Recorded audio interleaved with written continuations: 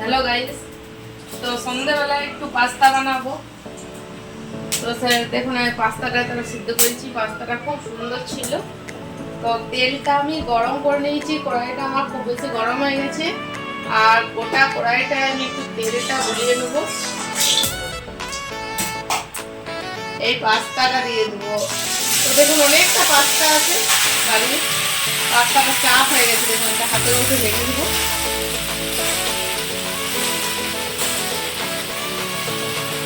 পাস্তাটা কিন্তু খুব সুন্দর ছিল, ছোট ছোট সাইজের।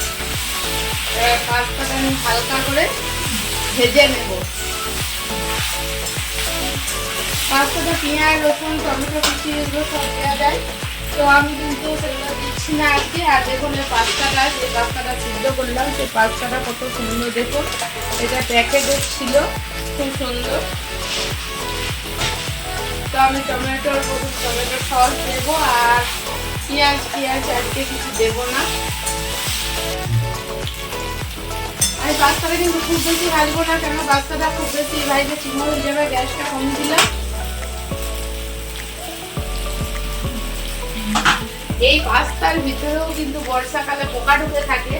আমি ভাবলাম এটা আছে নাকি, না লঙ্কা। তো এটা আমি দিয়ে দেবো হলুদ, আর এটা লঙ্কা গুঁড়ি, আর এখানে দিয়ে দেবো জিরে গুঁড়ো,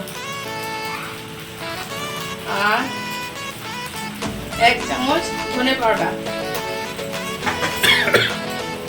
আর দেখুন এই প্যাকেটের নুনটা কেন দিচ্ছি, এটা কিন্তু চাউমিনে ছিল, আঁশ হতে পারে, তার জন্য আমি কিন্তু প্যাকেটগুলো রেখে দিয়েছিলাম।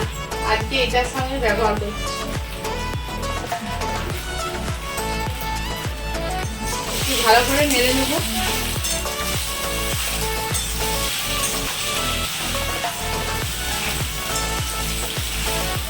সবজি মশলাটা আর দেবো একটু কাবাব চিনি,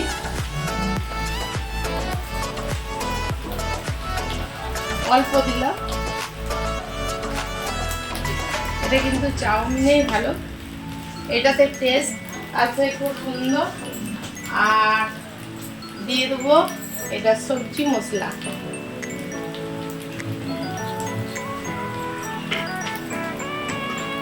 আর দেব এটা ধনে, জিরে, লঙ্কা সবকিছু একটা ভাজা মশলা আছে, সেই ভাজা মশলাটা। আর দেব এখানে 1 প্যাকেট পাস্তা মশলা। দেখুন কত কি এখানে যাচ্ছে, কিন্তু তবু মনে হবে যেমন পাস্তার গায়ে কিন্তু কিছুই লেগে নেই। আর দিয়ে দেবো টমেটো সস।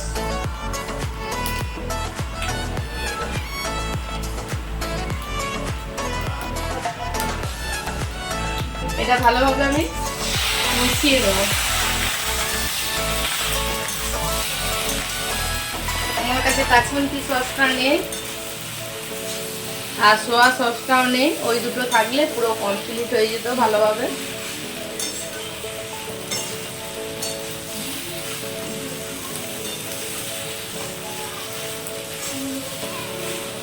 দেখুন পাস্তা কিন্তু পুরো রেডি। অনেকগুলো মশলা দিলাম, দেখুন পুরো মশলা গায়ে লেগে আছে। আর এতটা তেল দিলাম, তেলটা কিন্তু পাস্তায় টেনে নিল। আমার পাস্তা রেডি। তো পাস্তাটা খুব সাধারণভাবে বানালাম, কেমন লাগলো অবশ্যই কমেন্টে জানাবেন। তো আপনারা খাবেন তো চলে আসুন। এখানে এই ভিডিওটা শেষ করছি।